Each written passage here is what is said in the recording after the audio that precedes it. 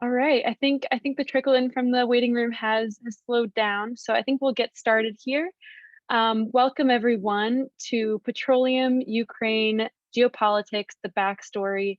My name is Maya Garfinkel. I am the Canada organizer with World Beyond War. I'm really excited to welcome you all here today. If you haven't noticed already, we are in a webinar style event, meaning that you're unable to unmute yourself in the way that you might be able to in a normal Zoom meeting. So we're going to be taking any questions that you may have in the chat. As well, I'd just like to acquaint you with some of our Zoom protocols with World Beyond War. If you see in the bottom sort of menu that you have there, you might see the button CC Live Transcript. And using that button on your Zoom control panel, you can use it to see a live transcript that's generated automatically, an automated transcription that's done by robots, not humans. So it is likely to include errors, but it can still be very helpful. That being said, as I mentioned before, we'd like you to send all questions to the chat so we can make sure John can get through his very helpful presentation, and then we'll be able to have our Q&A period at the end here. I'd also like to give a short land acknowledgement before I turn things over to our wonderful chapter coordinator in Montreal, Sim. I'd like to acknowledge that many of us, not all of us, are on the land that we call Montreal now, which is located on the unceded territory of the Ganegahaga, the easternmost nation of the Haudenosaunee Confederacy. The island that I'm personally situated on and anyone else who's in Montreal is situated on is known as Jojage in Ganegeha and Muniyang in Anishinaabemoan, and has been a place of cultural exchange for millennia. The reality is that acknowledging this fact means nothing by itself, and land acknowledgements that you may hear at other webinars and here can be attempts to absolve themselves, settler colonial forces of guilt and responsibility, while ignoring our roles in practices and campaigns dispossessing Indigenous peoples of their land, wealth, and culture. So I encourage you to take this land acknowledgement as an explicit call to action. Wherever you may be, we encourage you to support Indigenous resistance against colonial governments, as well as resistance against extractive industries and ecological degradation, which is actually very, very much linked to what we're talking about here today in terms of petroleum and geopolitics. So with that, I would like to turn things over to our wonderful chapter coordinator in Montreal, Sim, to talk to us a little bit about the chapter itself. Thanks so much, Sim. Hi, everybody. Can you hear me? Okay. Welcome. And I just want to say a quick thank you to Greta for all her help. This is the first such webinar that we've done as a chapter. We're a one-year-old chapter. So we founded in November 2021, and I got a lot of help from the overall organizational coordinator, director, Greta, coming into this and setting this up. So I want to give a big shout out and thank you to her for her patience with me. And thanks also to Maya, our Canadian coordinator, for hosting, for moderating. And just to tell you very quickly a little bit about the Montreal chapter, we were founded, as I said, November 2021. We're the 5th Canadian chapter. We came along after Victoria, Collingwood, Ontario, Toronto, and Vancouver. There's a couple new chapters in the works in Saskatchewan and Manitoba. I'm very excited about that. We have about 40 regular members and about 500 people on our mailing list. And we've done all kinds of actions in the year that we've been a chapter, letters, marches, social media, CanSec, arms fair protests, many, many protests and emails. I'm always looking for volunteers. If anybody would like to join us, please don't hesitate. Especially we're looking currently for volunteers with social media skills because I only do Twitter. So it would be great to have a presence on all those other social media if somebody is interested in that particular thing in particular. That's about it. Thank you. Welcome. I read John's book, I'll just say, and I loved it. And that's what gave me the idea to do this. But I should mention that he's already been a guest of another World Beyond War chapter that was Vancouver in 2020. So just credit where credit is due. Thank you. Enjoy. Thank you so much, Sim. And now we are so pleased and so honored to welcome John Foster to this webinar today. John Foster is an international oil economist with a storied career with the World Bank, Inter-American Development Bank, BP Group, and Petro-Canada, based respectively in Washington, D.C., London, UK, and Ottawa. His recent book is Oil and World Politics, the real story of today's conflict zones. In the past decade, he has published numerous articles and given many talks across Canada, including, as Sim mentioned, one for the World Beyond War Vancouver chapter in March 2020, titled Petroleum and the World's Hotspots. John Foster grew up in London, England, graduating in economics and law from Cambridge University, and he currently lives in Kingston, Ontario. Thank you so much, John. We're thrilled to have you here today. Well, thank you, Maya, for your words. And thanks to World Beyond War in Montreal for inviting me. I'd say we live in interesting times, which is the Chinese curse, perhaps a turning point in history. And so much is obscured and so much is changing. It's a really, things change by the day. I'm going to talk about, as you know, petroleum and geopolitics, Russia, China, US, the three big countries, and Ukraine. And there's a lot of geography in this, pipelines and stuff. So to keep track of the geography, I'm going to share lots of maps and pictures in PowerPoint. So just bear with me a moment as I fumble and get the PowerPoint moving. Silence while I do that. Now, with a bit of luck, you can both hear me and see pretty pictures. Is that so?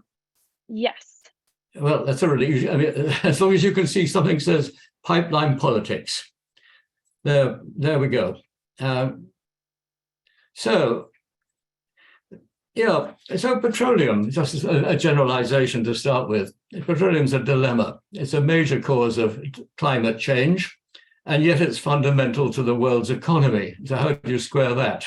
But petroleum is a source of tremendous wealth and power. And the geopolitics are huge with conflicts and, of course, even wars. So the war in Ukraine is part of a series of wars and proxy wars we've seen since this century, with Iraq in 2000, after Afghanistan, Iraq in 2003, and Libya and Syria in 2011. And the wars go on in Somalia and Yemen, so forgotten. To be frank, the wars were about power, including petroleum. Petroleum and pipelines are important in Ukraine as well, as I'm going to talk about that. So turning to Ukraine, I see three wars in one: military, informational, and economic. And the military war was originally confined to Ukraine. But I would say that with the Nord Stream pipeline sabotage, the military war has expanded beyond Ukraine. You might have wondered this week whether it was going into Poland. The economic war is very serious, and it's reverberating around the world, much less emphasized, I would say, in our media.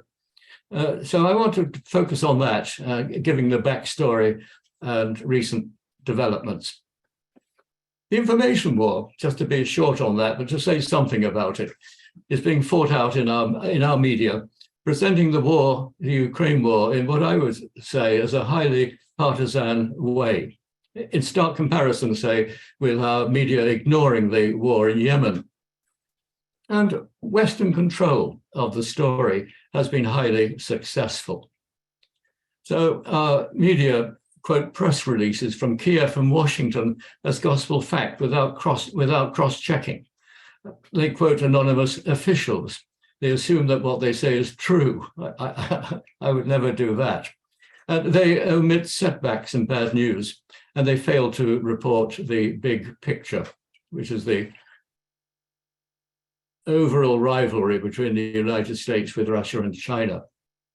The West accuses Russia of annexing Crimea in 2014, of supporting the Donbass separatists in eastern Ukraine, but there are two narratives. Russia points to a Western-backed coup in 2014, the hostile Ukrainian laws and actions against Russian speakers. It points to the voting in Crimea and Donbass to separate from Ukraine. So you have these two dialogues working. Ukraine itself is huge, one of the largest, or actually the largest country in Europe, if you exclude Russia. And Ukrainian speakers in this map, shown in red, tend to look west, whereas the Russian speakers, shown in yellow, cream, and brown, towards Russia. Now, I think you have to go back before this February 24 of 2022, going back to 2014. That year, the violence led to a new Kiev government in February of that year, and the new government immediately passed a language law threatening those who spoke Russian.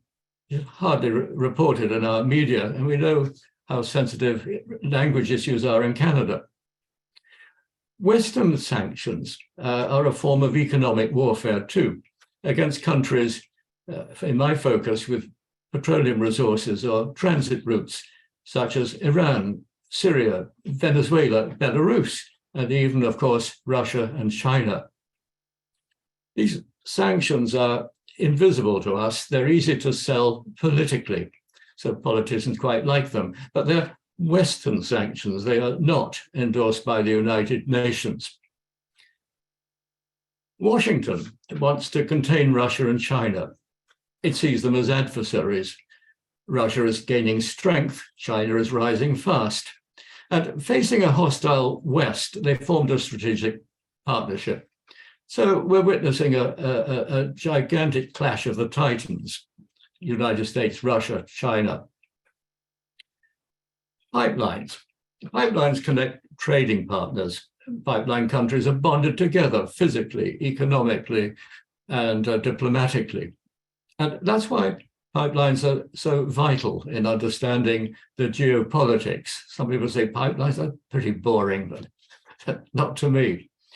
A powerful example of petroleum politics is the explosions 2 months ago offshore Denmark and Sweden. They ruptured the undersea pipelines from Russia to Germany called Nord Stream. And the release of gas caused an environmental, I would say, catastrophe. It's very, very serious. It was sabotage. Everybody agrees on that, but who? Who done it? Nord Stream has, in my view, strangely disappeared from our news. And yet it's opened a Pandora's box of mischief. It's endangered pipelines, infrastructure worldwide. And the key question in identifying the culprits, since we don't know, is cui bono, Latin, who benefits?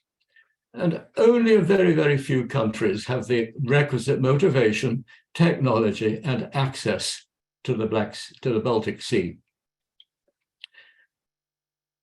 The sabotage cannot benefit Russia. It owns the pipelines in full in one case or part in the other, and it can turn them on or off without wrecking them. It doesn't have to.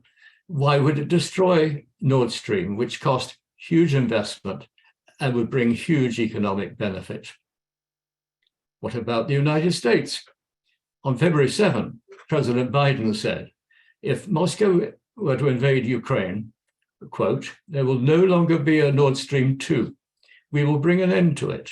I promise you we'll be able to do it. That's what he said last July in the presence of Chancellor Scholz of Germany. In June and July, NATO was practicing mine hunting offshore Denmark with unmanned underwater vehicles. Why? The US Kearsarge, and you see a picture on the screen, remained until September 22, just a very few days before the explosions. And one of its helicopters was logged patrolling along the pipeline route.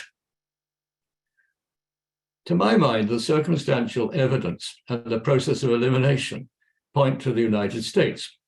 And as well, Russia alleges the British Navy, the Royal Navy, took part in planning, supporting, and carrying out the attack. Former Prime Minister Liz Truss, if you remember her, purportedly tweeted Washington 1 minute after the explosion, "It is done."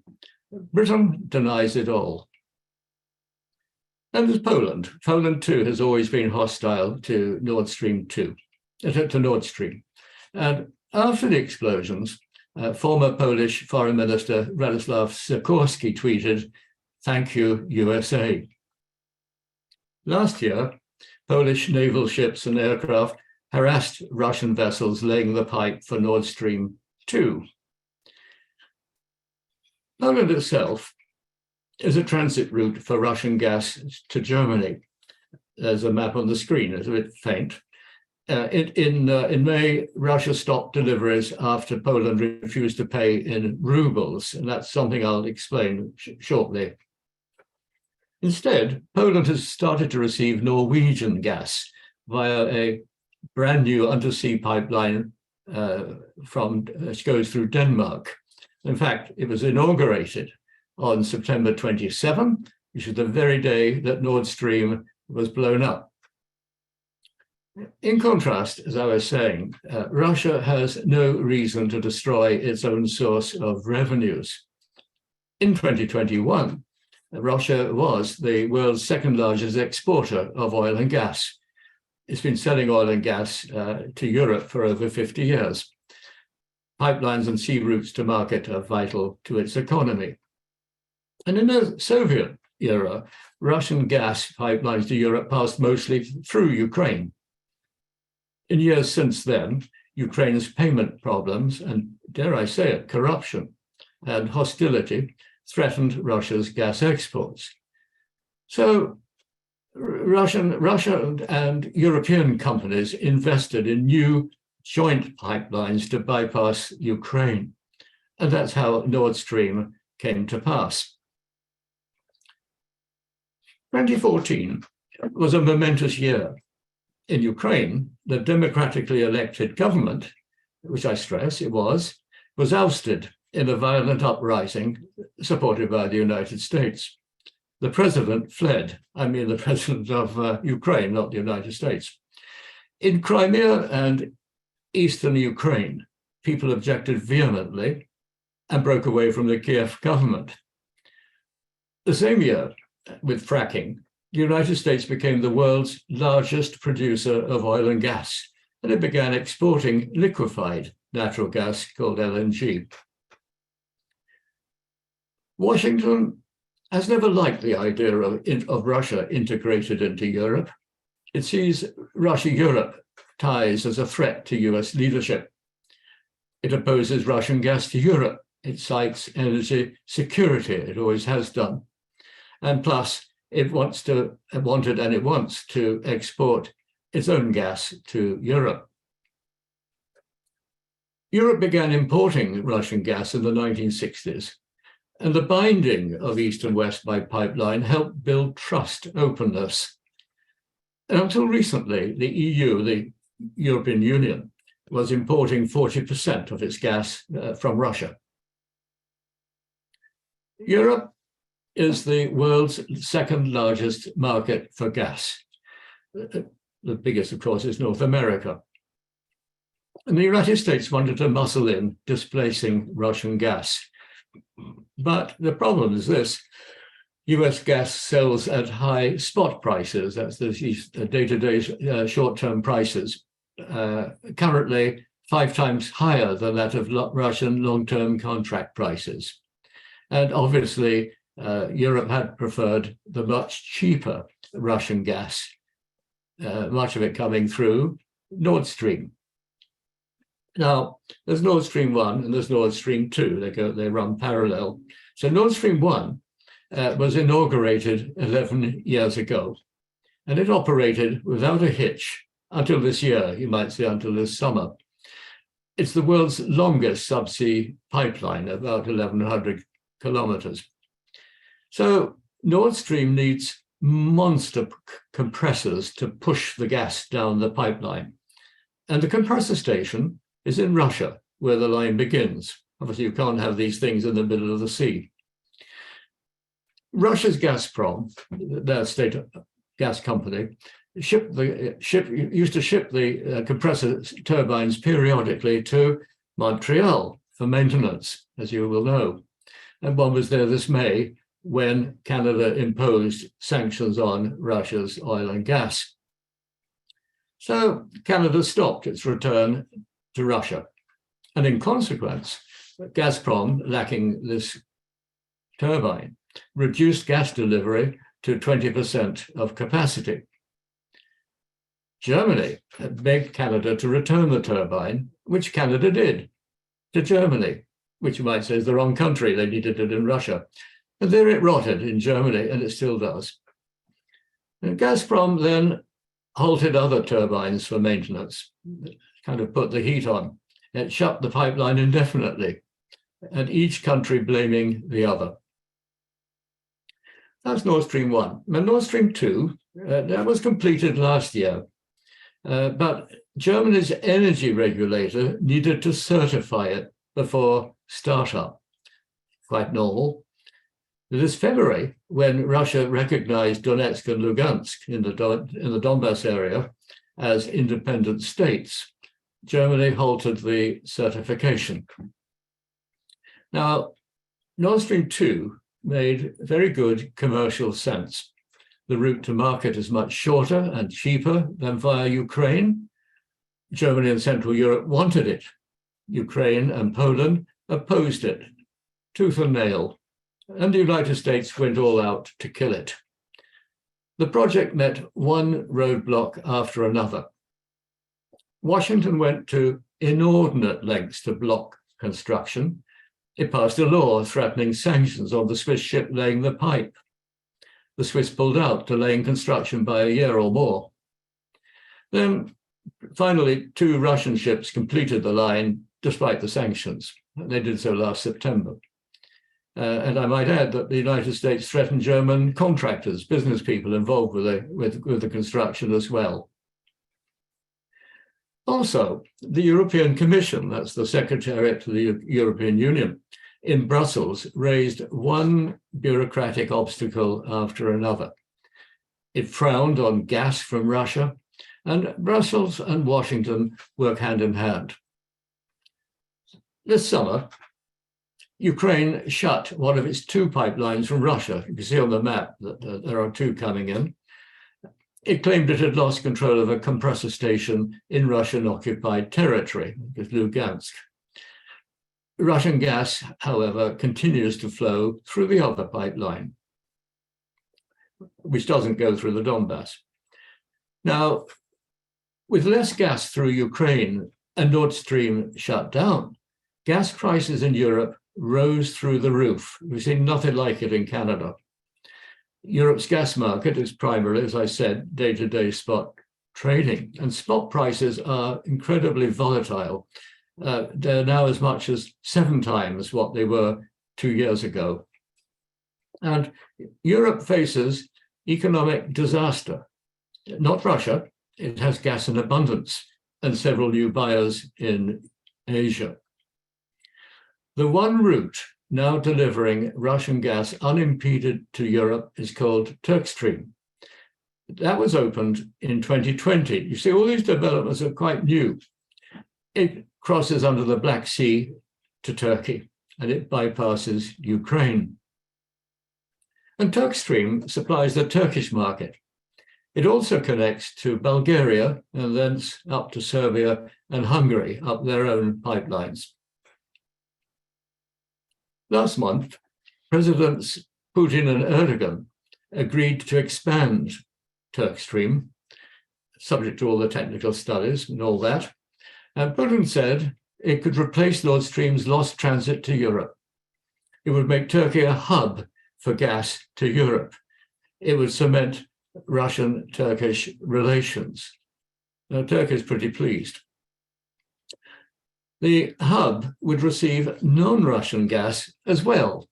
So competition. And the Southern Gas Corridor, which you see on the line, on the screen, is a rival pipeline opened last year, 2021.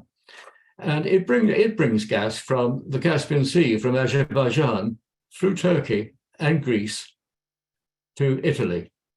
And it bypasses Russia. That's the point. Washington and Brussels strongly support the Southern Gas Corridor. It's their baby.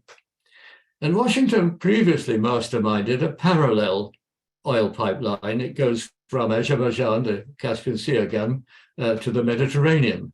basically run by BP, where I once worked.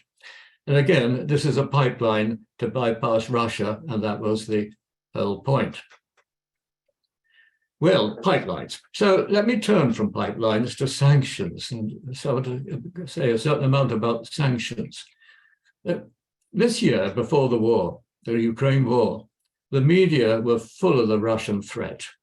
And that raises the question to me, did Russia have legitimate concerns or not? That's before the fighting. So here's the backstory on that, which in my view, is missing from our newspapers.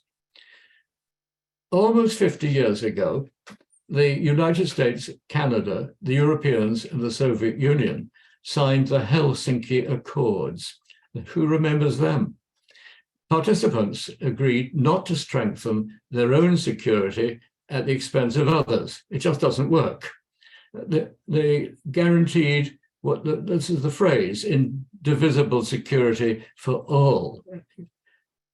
And right now there are 57 countries signed on to that, not just NATO's 30. And despite Western promises made in 1991 when the Soviet Union collapsed, NATO now has troops, ships, planes along Russia's borders. And from Russia's point of view, it's always important, I think, to put yourself in the shoes of the other person to understand what's going on. NATO is provocative and threatening. It's not threatening to us. It's a surprise to people, but it is to Russia. And the last straw was Ukraine's aspiration to join NATO.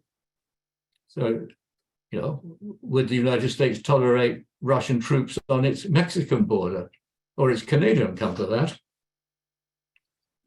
Now, last December, Russia presented draft treaties, two of them, one to the United States and one to NATO, reiterating their need for indivisible security. Russia felt threatened, and it wanted a neutral Ukraine, an end to NATO expansion, and no missile deployment in Eastern Europe. Those missiles were getting far too close in terms of the minutes to Moscow.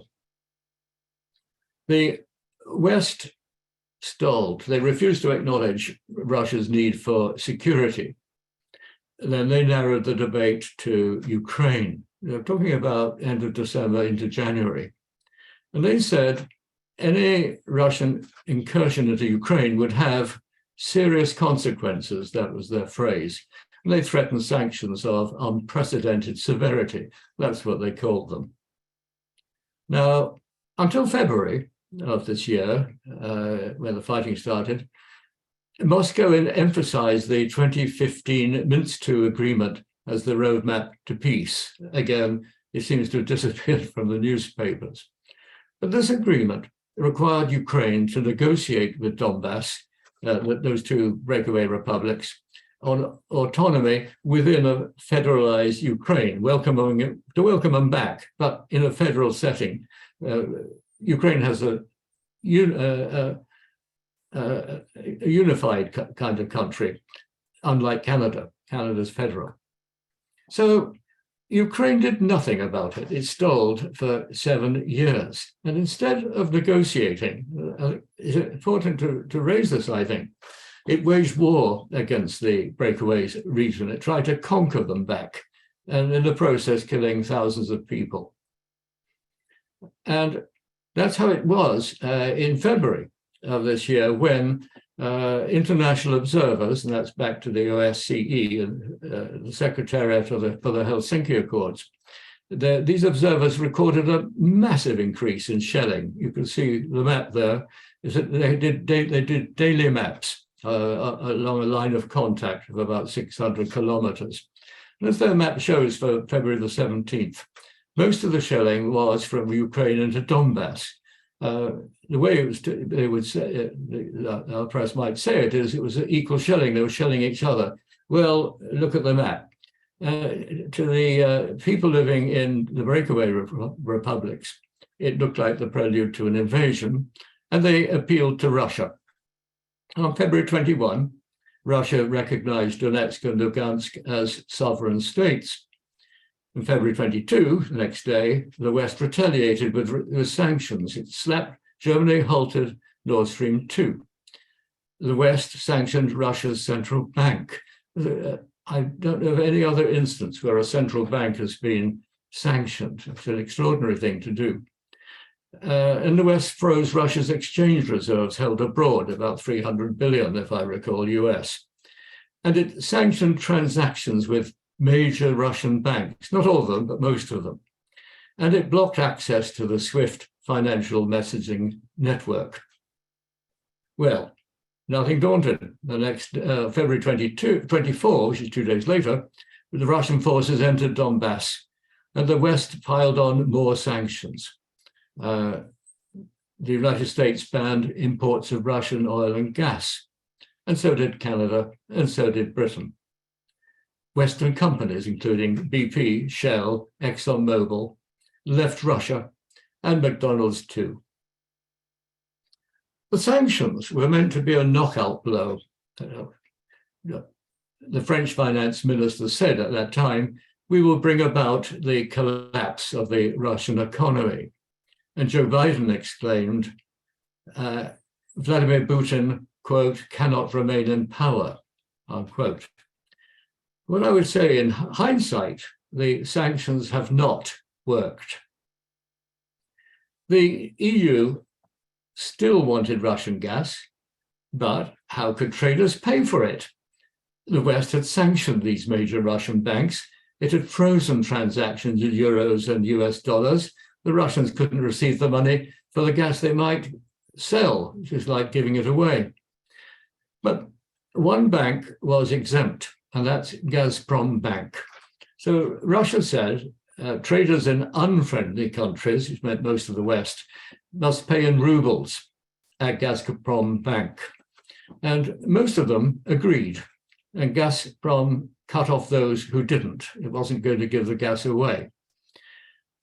Well, Europe looked in vain for alternative gas to Russian.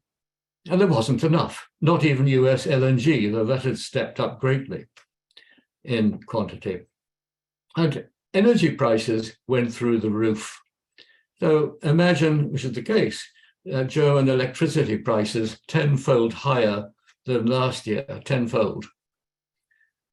So European countries agreed to cut gas use, to take conservation measures, didn't have much choice. And they've launched massive subsidies for households and for businesses. And as winter looms and the first snows are falling, they face an energy crisis. What about the oil? That was the gas story. What about the oil story? So here, EU countries import Russian oil by sea and by pipeline. European refineries, well, quite a few of them, are highly dependent on Russian oil. And they agreed to phase out seaborne imports by December 5, so it's a deadline that's rapidly approaching. But they allowed landlocked countries, that's Hungary, Czech Republic, Slovakia, to continue imports by pipeline. What I'd say is this, that European refiners are having a headache replacing Russian oil. Crude oils are not homogeneous, they're not alike, you know that from Alberta with the tar sands. Crude oils differ widely. So Russian oil suits European refineries. It's got a lot of diesel content. Refineries will need time and investment to adapt to new crude oils, and they'll have to pay more than for Russian. Meanwhile, Russia has found new customers in Asia, especially China, India, and Turkey. And Russia continues earning big oil revenues to the West's discomfort.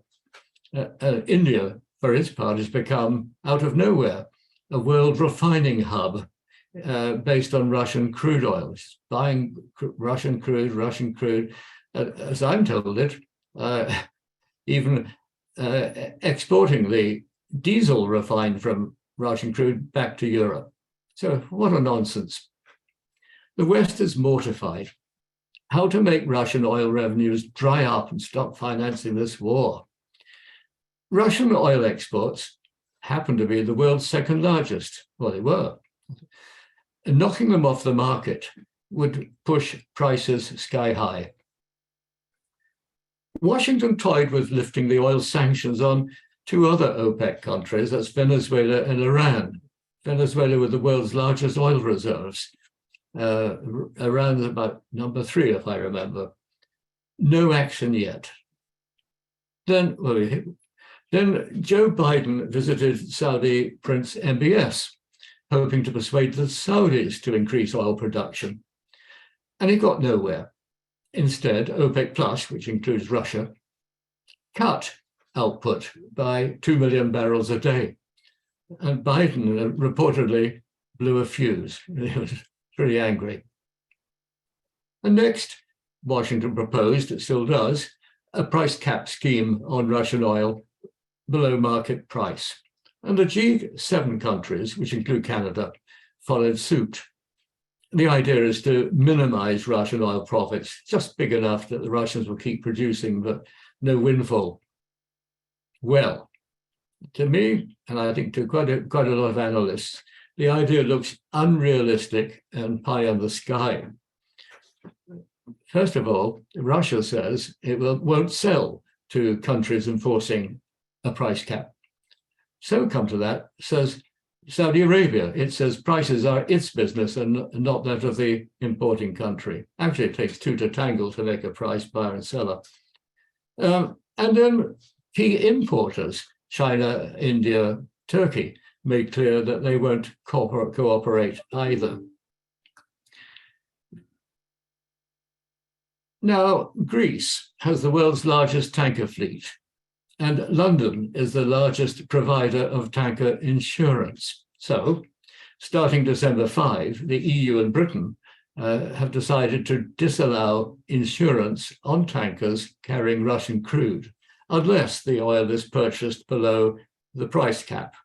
Again, to me, the ban looks a can of worms and will be hard to enforce. So, Western sanctions have backfired, and with trade dislocated around the world, prices of Russia's major exports, commodities, have surged. Oil, gas, grain, fertilizers, metals, and the sanctions have devastated Europe's economy. In contrast, Canada has benefited in part from the economic war. That's my view. And like Russia, Canada too exports oil, gas, grain, fertilizer. So with sanctions on Russia and high commodity prices, Ottawa, not surprisingly, sees opportunities in Europe and Asia. And as for Russia, the sanctions have not worked as Western leaders had hoped. The ruble is at an all-time high, interest rates are falling, inflation waning, the economy recovering, and Russia shifting trade from Europe to Asia. So that leads me to move off Russia a bit and to talk about China. A dozen years ago, Russian oil exports all went west to Europe, and now they move east to Asia as well, mostly by a huge new pipeline from East Siberia to Northeast China. There's the map. And China has become Russia's largest oil customer. And Russia also exports natural gas to China. So its new Power of Siberia pipeline, that's its name, brings gas from Eastern Siberia to Northeast China. And Russia plans a second line, Power of Siberia too, from a different location, which is Yamal in the Russian Arctic.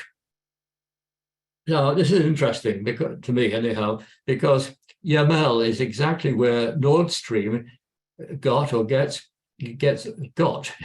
its gas. So a surprising twist. The gas which might have gone to Germany now will go to China. Russia exports gas by LNG as well. So Russia has two LNG plants, one's at Yamal in the Arctic, and the others at Sakhalin Island in Russia's Far East. And as yet, the West has not sanctioned Russian LNG. And exports go mostly to France, Japan, and China. Within the next few years, China will overtake the US as the world's biggest economy, and indeed by some measure, like purchasing parity measure, it already has overtaken the US. And China's rise is a major turning point for the West and for the world. China has made huge investments worldwide, and it takes an economic, non-military approach. And China is building the infrastructure to link it with Europe by land and sea. And that's its Belt and Road Initiative, BRI. And China sends about 10 years now, freight by rail all the way to Europe, 1,000 trains per month, which are a lot more than go from Kingston to Montreal, I would say. And the United States opposes the BRI, not surprisingly. To fuel its astonishing economic growth, China imports massive amounts of energy. China has become the world's largest importer of oil, coal, and LNG. And Russia has become China's largest source of oil and gas. China remains heavily reliant on the Middle East. It worries about Western blockade of its sea routes. Ships pass through 3 narrow waterways, the Persian Gulf, the Straits of Malacca, which separate Indonesia from Malaysia, and the South China Sea. And the United States patrols these 3 so-called choke points. The United States insists the South China Sea is an international waterway, and it conducts freedom of navigation exercises. That's what it calls them. Now, put yourself in the other person's shoes. From China's point of view, these actions are provocative. Imagine Chinese warships offshore Vancouver Island or Nova Scotia. To reduce its vulnerability, China has invested big time in pipelines. I've mentioned those from Russia. So pipelines from Central Asia pass through China's Xinjiang region, so much in our news. And so do freight trains, which I've mentioned, from China to Europe. And for China, Xinjiang is a strategic gateway for pipes, for trains. Now, our media report Western claims of forced labor and genocide in Xinjiang. But I have to say that independent researchers whose work I've read find the evidence unconvincing. And it originates from a handful of think tanks, primarily in Washington and in Australia, financed by the United States, and I've read them. Now, a surprising twist is Russia and China, throughout just all these difficulties, have retained good relations with the global South. The global South is staying out of the quarrel, and it favors a multipolar world with several global powers. And China and Russia have developed all sorts of associations and partnerships to bring countries together. And the groups are all expanding. I've listed them on the screen, or most of them. And countries like Saudi Arabia, Argentina, Turkey, of course, Iran, it's a big shopping list of countries, all wanting to join these associations. And the world is turning multipolar. So, in conclusion, Western sanctions have failed to collapse Russia as our leaders once hoped. Ukraine looks, in my view, unlikely to regain its lost territories. The sanctions have backfired on Europe, and Western leaders do not know what to do. For its part, Ottawa follows Washington. Canada now calls China a geopolitical risk, an increasingly disruptive global power. Well, our leaders paint a black and white world, good versus evil, democracy versus autocracy, and our media parrot the same. But to my taste, the world is more complex than that. It's a world of grey. And cultures are different, and histories are different too. And painting others as adversaries only isolates us. We ought to know that with so much immigration coming into Canada from all sorts of countries. Trying to maintain hegemony is a recipe for perpetual war and sanctions. So is that what we really want? I vote for a world beyond war. That's my story: power, politics, petroleum, pipelines. And if you want more, have a look at my book if you wish, and articles, and they're at my website, which is shown on the screen. And I do look forward to your questions and comments. That's where I learn. Thanks very much. Thank you so much, John. That was an incredible presentation, extremely informative, and I'm really grateful to have learned so much just this evening, and I think others feel the same way. We have some questions for you in the chat here that I'll just be able to verbally say here. First, we have Greg, who's asking, John, do you think the fact that BRICS countries have not joined the sanctions against Russia will mean that the sanctions continue to backfire on Western countries as they continue to find themselves more and more isolated? Well, I think that Greg has made the point. It's a very correct one. It's a very strange thing that combining Russia, China, and the global South together is an awful lot of the world, both in terms of people and in terms of countries. And so it makes the West, so-called West, meaning Canada, United States, Europe, Australia, Japan, South Korea, look not the big, huge part of the world that it had thought itself to be economically or in terms of power. What I'm concerned about, I think, is that the world is splitting, maybe not multipolar, but some say bipolar. I would find it a dreadful thing if the world goes back, which it rapidly seems to be doing, into a Cold War with two blocks. This is how things were after World War II. I had sincerely hoped after 1991 that had gone away. Thank you. Thank you so much for that. And just as a reminder, we're taking questions in the chat. And I mentioned this earlier, but we are recording and we are going to be posting this entire recording on YouTube and will be sent out via email.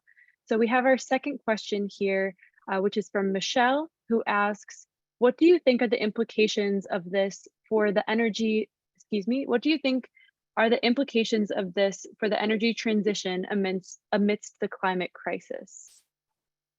Yes. A very difficult question, obviously, and a very, very good question right at the time of this conference taking place in Cairo on climate change. That goes beyond I would say, the remit of my talk, but that's a cop-out. So I think there were those people well, let's take Europe and Germany. Germany had looked to, before the present government, before the Scholz government under Angela Merkel, had looked to an energy transition, saying you can't just go whoops into renewable energy, green, and away from dirty coal and oil and so forth. You need a transition to help through. So at least with the fossil fuels, you treat natural gas as the transition fuel, and on the grounds that it's far less harmful to the environment than, say, coal heavy crudes. The issue, of course, is natural gas emissions unburnt the methane up into the atmosphere, which is very deadly. That's why I made that comment about Nord Stream 2 and the explosion, a reckless thing to do. Clearly, the new government under Scholz is not taking that approach. It's one of moving fast of gas, of Russian gas. What it's finding is it can't get off gas completely right away. It's been searching around and buying, say, US LNG at exorbitant price and ruining the economy.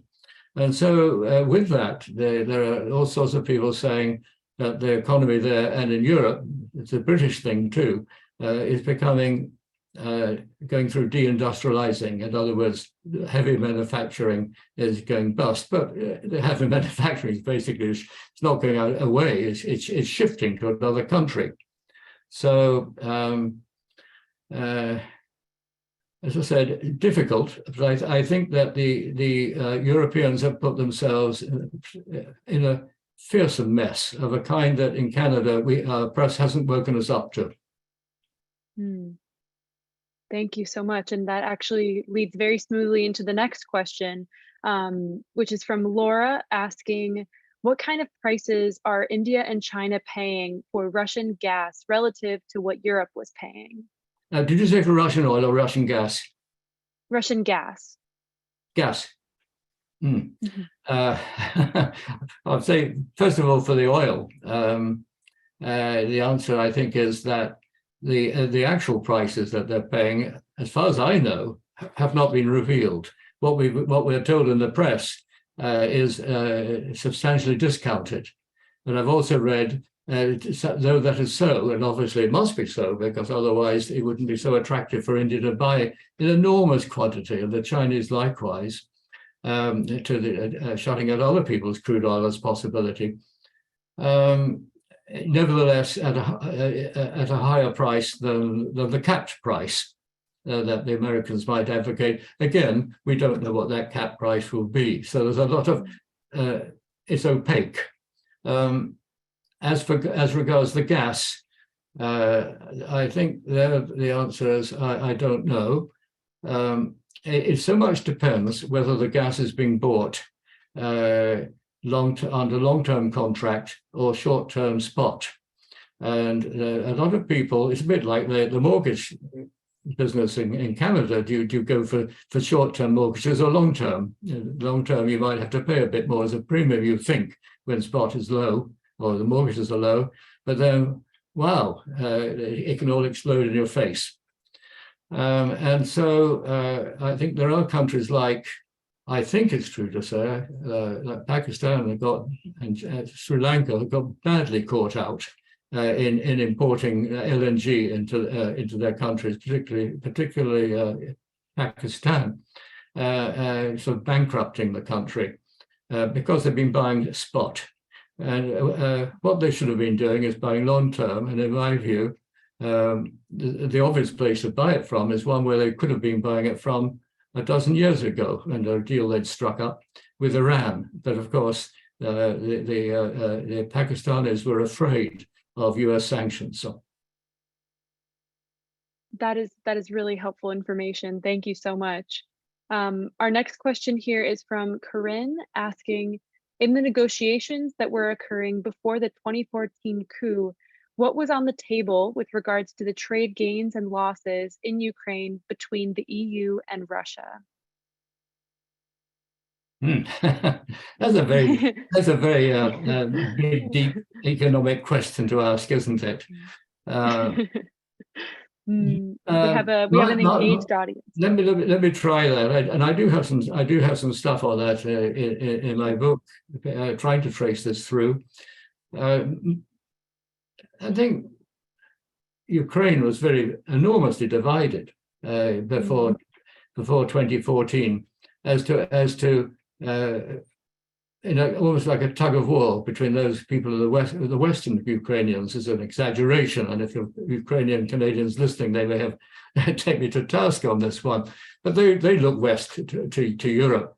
And so they were very, very attracted by joining the EU, going along with all that goes with that. And but the EU, I think, as I recall it, requiring what can I call it, loyalty and faithfulness, and that Ukraine turn away from Russia.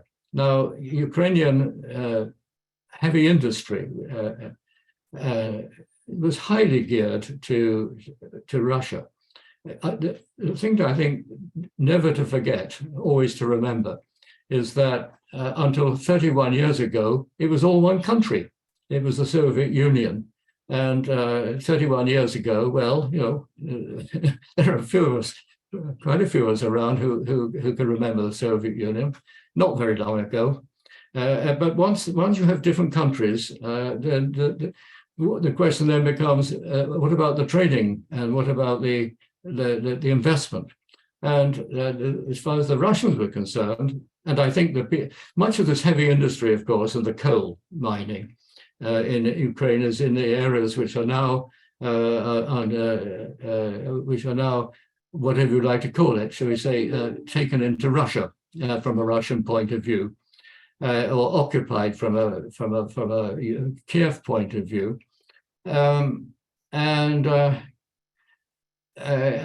they've basically gone bust. They're an awful mess. So I think that's about as far as I want to say in a show like this. Thank you. That's very helpful. And yes, we're getting very detailed questions. I think you're hitting the right audience here. Thank you so much for that. And I'm going to go to Laura's question here in the chat, which is, do you fear a precedent has been set in which countries will feel free to attack pipelines of adversaries? Is the pipeline in Turkey vulnerable? Yes, it's a very good question. Of course, I mean, I went out and said as much in the talk that it does have a terrible precedent. Now, pipelines, of course, on land have got blown up from time to time. I can recall the blowing up of a pipeline from Turkmenistan, which has the world's fourth largest reserves of natural gas, right? With most of it now flowing to China. But originally, since Turkmenistan was part of the Soviet Union, it all went north into what is now Russia. And that pipeline mysteriously blew up sometime shortly after the Afghan war. Which one? After 2001. And according to either the Turks or the Russians, there are attempts to blow up the Turk Stream pipeline, which were thwarted. That the sabotage team this fall, I think it was, were arrested. Now, whether that's true or not, I don't know, but I've certainly read that. So yes, pipelines are vulnerable. However, the difference, I think, is this: that the Baltic is basically a lake controlled by NATO countries, though Russian ships go up and down, whereas the Black Sea now is increasingly a Russian lake. So it means it's easier by far for them to secure. And I think also they'll be on the lookout a lot more carefully than perhaps have been the case. It was very not easy for them to do anything about a pipeline that goes through Danish and Swedish waters. Thank you. That's very helpful. I did not realize that. Like that, the Middle Eastern pipelines have been blown up all the time. Right. That's something that we're continuously dealing with in these conversations, is always the double standards as well, and what shows up in the news with regards to those types of sabotage actions. So that's a really important point. Thank you for adding that.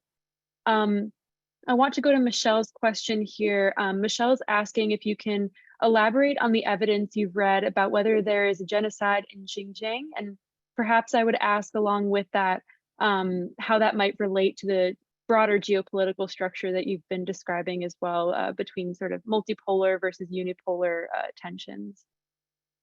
Yes, the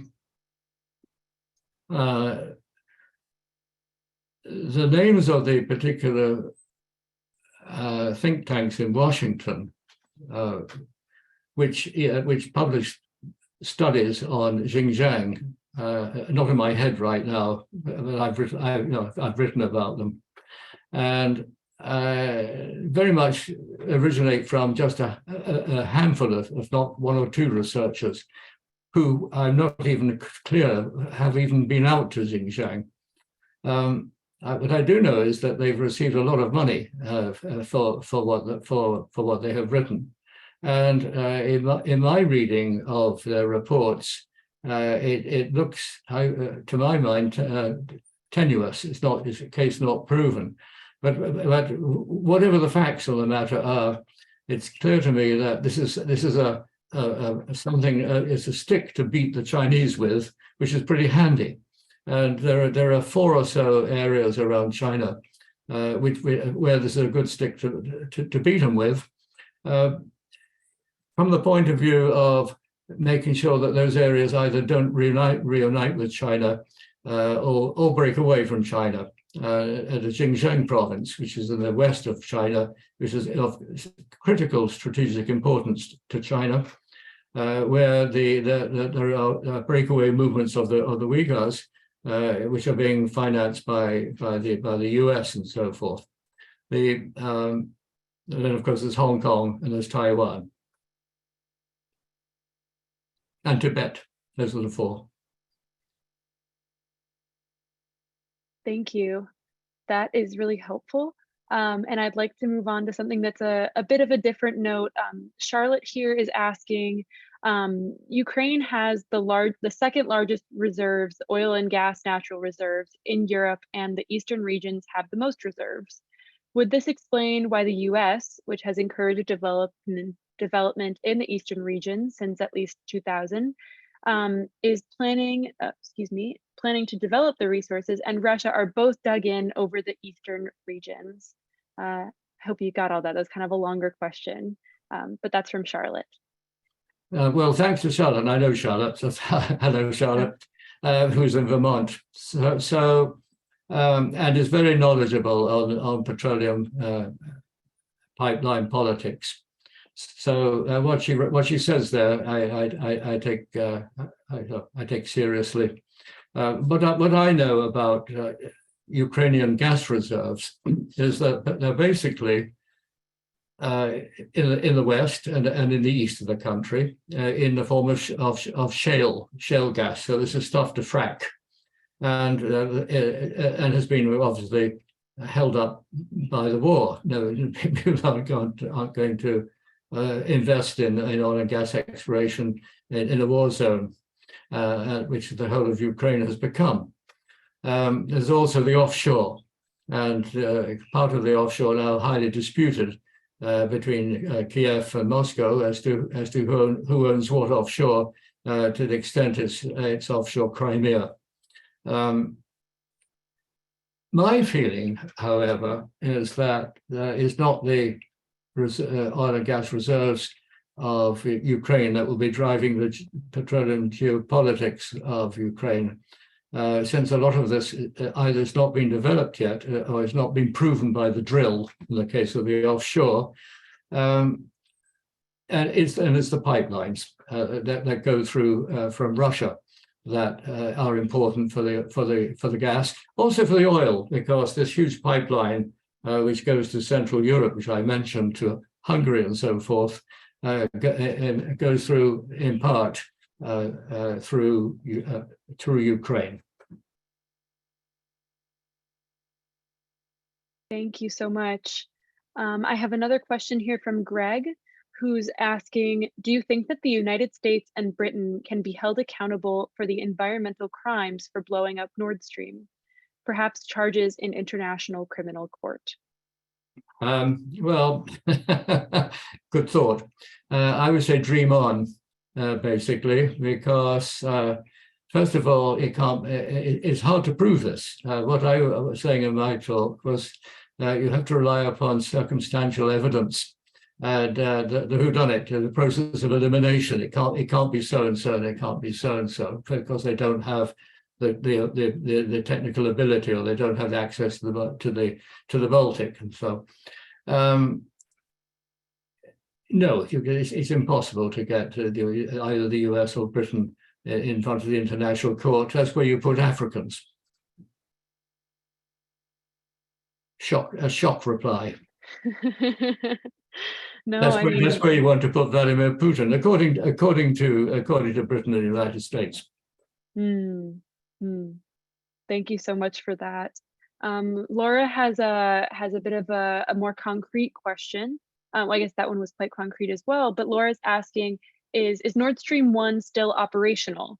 They've been hearing confused, differing information on this.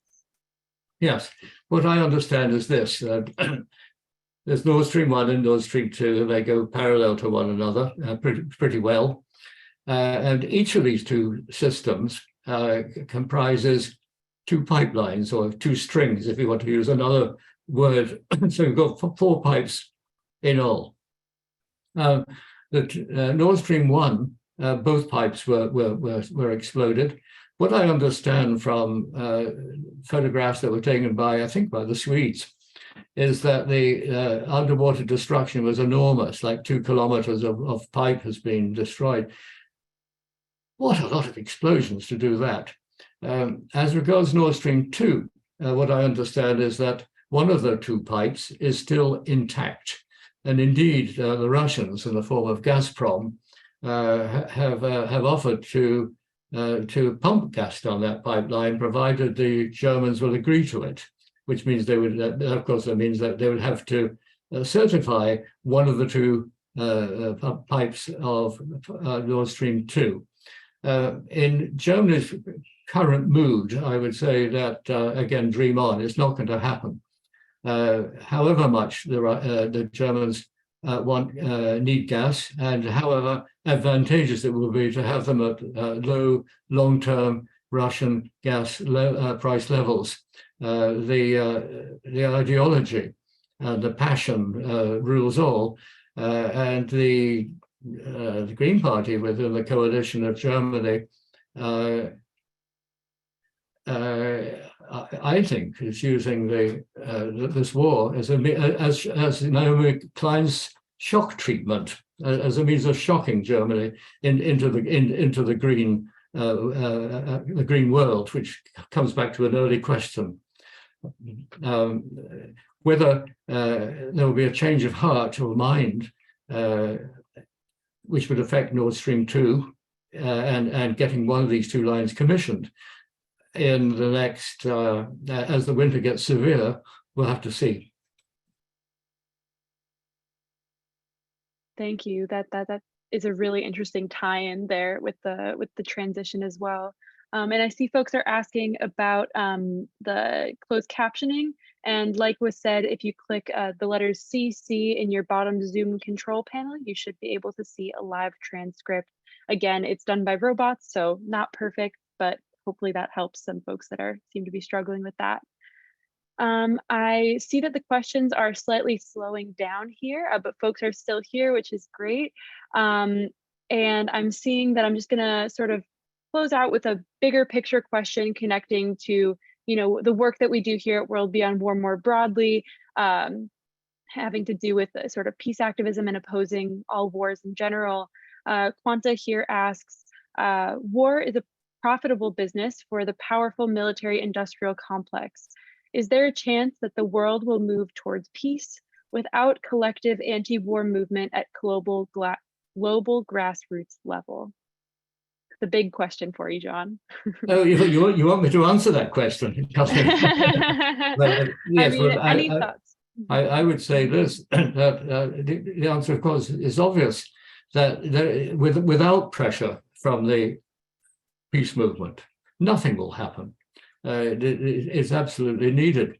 But I think you always have to do something I once did. Go along to, you may have done, go along to these the next elections of general election of your members of parliament or the state's representative, and ask questions of an embarrassing kind to which they really don't have the answer, and make it very clear that they won't get your vote if they continue to pursue these kind of policies, what I call throwing dust in your eyes. And indeed, it's obvious that the military-industrial complex is enormously powerful and much running the show, and in a very cozy relationship with our political leaders. 100%, and we're all about asking pestering questions here, so I appreciate that part of your response. I actually am seeing two other questions, so we have a little bit of extra time here, so I'll just go with those two questions. Greg is asking, what do you think will happen as more and more people in Western countries oppose this war as they freeze in winter and prices continue to rise? Another huge question. I'm sorry, I think I like that one again. I almost caught you and not quite catch you on that one. No worries, I'll go a little bit slower. Greg is asking, what do you think will happen as more and more people in Western countries oppose this war as they freeze in winter and prices continue to rise? Yes, well, I think, Greg, you put your finger on a leading question. Is the what will happen? In other words, people will start to. Obviously, something I didn't mention in the talk. I think there are big protests and demonstrations that have been happening, not in Canada that I'm aware of, but certainly in Europe, as the not really focusing on the sanctions at all, but it's focusing on the inflation, the lack of fuel, the hardships of that kind, and where the politicians are deflecting it by saying, well, it's all due to Putin's war in Ukraine, but deflecting any responsibility that it might be possibly due to sanctions having disrupted the world's markets, and particularly from a country which is one of the world's most important suppliers of primary commodities. So as the winter goes on, will the politicians have to change their story, or could they possibly be thrown out? We'll have to see. Thank you so much for I think, that. you know what I think it really does mean, the need to get away from this kind of, I call it baby talk, the stuff the newspapers are giving us, and call them to task. To question them as to these partisan stories we're getting, the need for peace, and basically right now my feeling is that the US is Canada are quite content with the way things are going in terms of the war, but very shortly they may not. Thank you. That actually kind of goes, I'm going to go to another question from Greg, and then I see there's some other questions trickling in, because that connects well to Greg's question of, do you see any signs of NATO fracturing in connection to what you're talking about? It's a very good question. Certainly not Canada. I think whatever Washington wants, Canada will jump. But in Europe, where you have these two countries that want to join, Sweden and Finland, and I haven't seen any sign of buyer's remorse on that part yet. We'll see. Obviously, Hungary is a big fly in the ointment in questioning the sanctions, pointing out how disastrous they have been for the Hungarian economy. Of course, Serbia is not part of the EU, though EU is has an application to join. It too is utterly against these sanctions as being harmful to its economy. I see a disconnect between thinking some thinking intellectuals in Europe and the political class, the latter finding it very hard to question the existing policies within NATO. I don't see NATO fracturing. I certainly see it as, in my view, it's completely outlived its usefulness. And the idea of, which needs really questioning, NATO extending itself now into Asia, into what is called the Indo-Pacific area, it's a new term, needs squelching.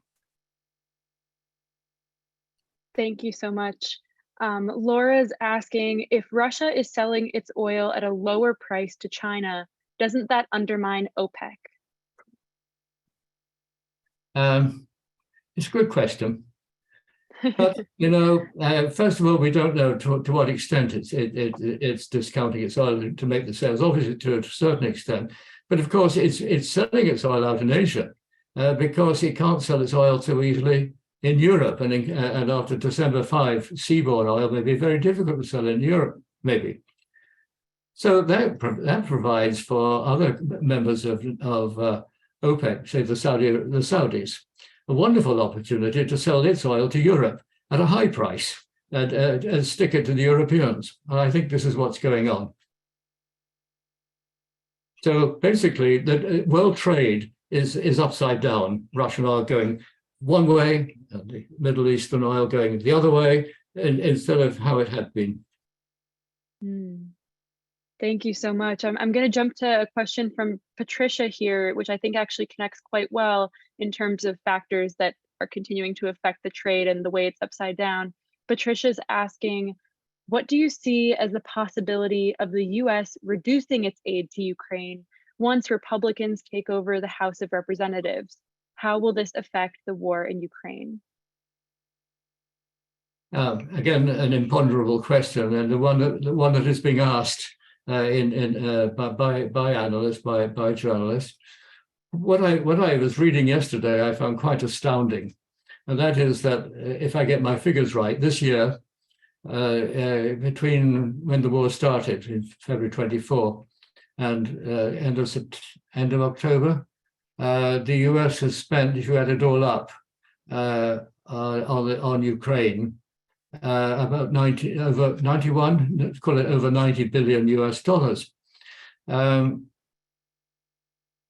Not all of it, of course, actually goes into Ukraine, into armaments. A lot of it gets siphoned off here and there and goes into replenishment of shells and missiles that have been exploded and need to be built up again in the US. But anyhow, that's what's budgeted, which is, I read, 1/3 greater than the total Russian military budget on anything.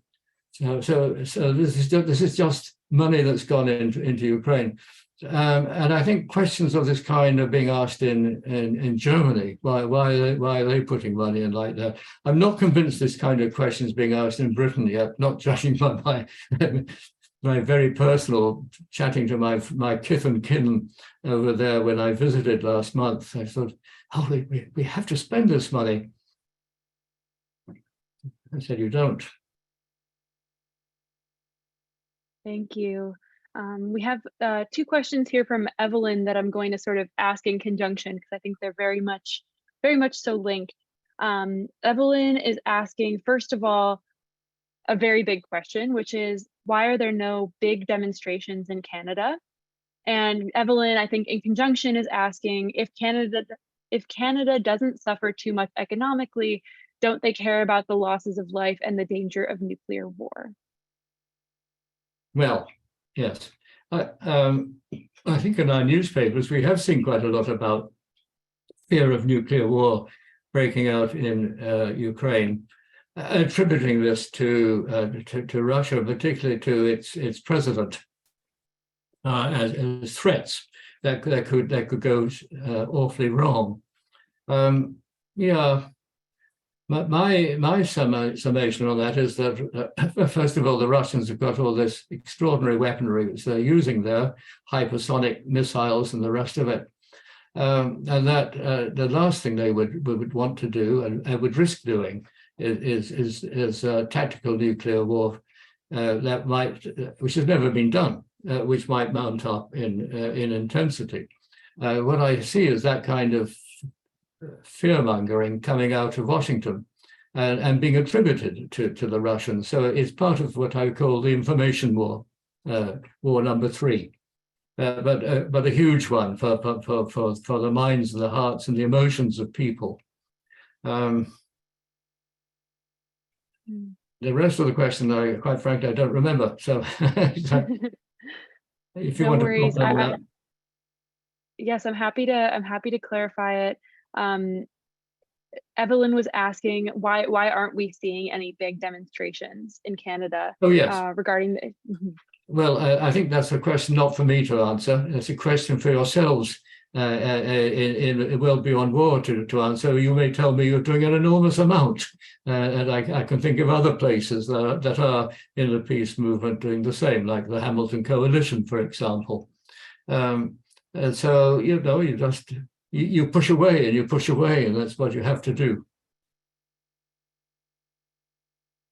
I completely agree, and yes, I won't take up too much time on that. I will encourage folks to look up World Beyond War Canada. We are doing work on this issue, so that's just my mini plug there.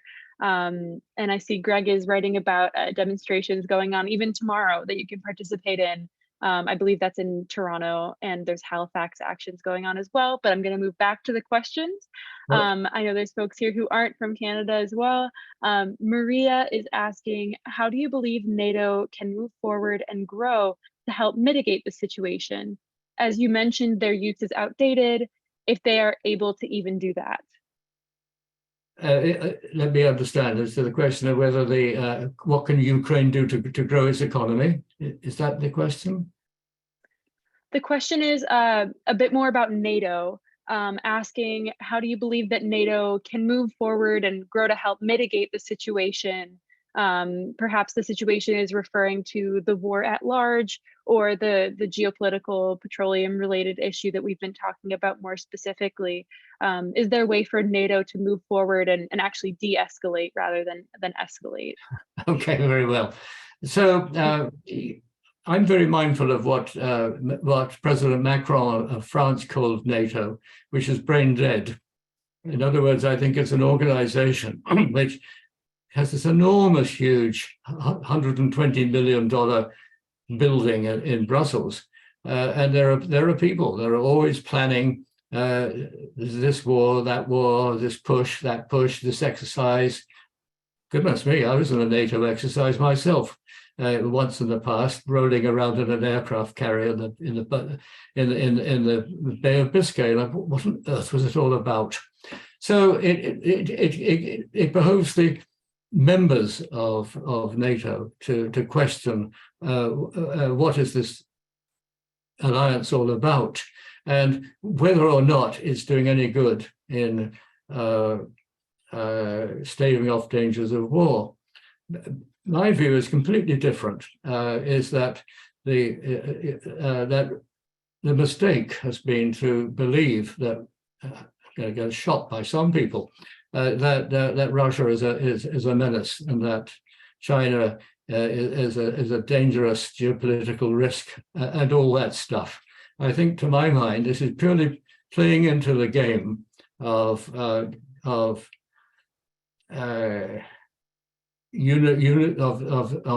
hegemon. In other words, we have one country and one group of countries that basically are controlling the world. And to my mind, the world is a lot more complex than that, because if you have people doing that, then you have people who are not doing that. They are left outside and they are ganged up on. So it's a bit like the playground, where there's the one little kid or the one big kid that gets picked on. And it's very useful. So NATO can't exist without an enemy, nor can armies. Armies are very black and white things. You have to have an enemy, you have to have somebody to hate, otherwise you can't shoot them. If you thought the other person was reasonable. I've spent my life bridging, going out to visit other countries with a briefcase and a suitcase, and now having to sit down to people I've never met before, say, now, how can we create something useful? And I think this is the only way to go. In other words, if you look back to 1991 and just after that time, from a Russian point of view, it was a very bleak time economically. There was a time, it had been a wonderful opportunity, which they wanted, of treating Russia as an ordinary country. Problem is, of course, it's not an ordinary country. It's the biggest country in the world. And so if it were a member of Europe, basically it would dominate.